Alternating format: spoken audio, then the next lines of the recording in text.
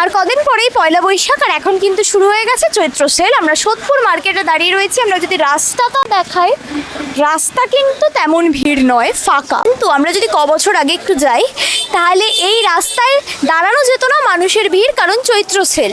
তবে কি এর জন্য দায়ী মিশো, ফ্লিপকার্ট, অ্যামাজন আর শপিং মলগুলো?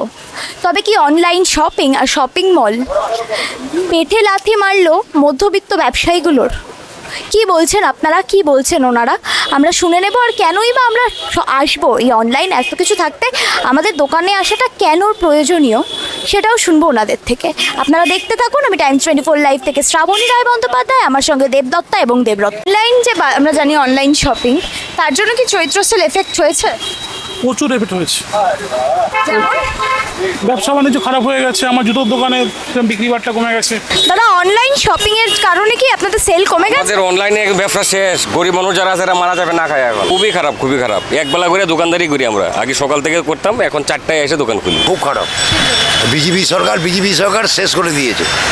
আমাদের ব্যবসার অবস্থা খুব শোচনীয়, একদম মানে বেচে কেনা নেই। অনলাইন শপিং আর দোকানে এসে শপিংয়ের একটা ডিফারেন্স যদি আপনারা বলেন দর্শকদের, যে কেন দোকানে এসে শপিং করা বেশি দরকার?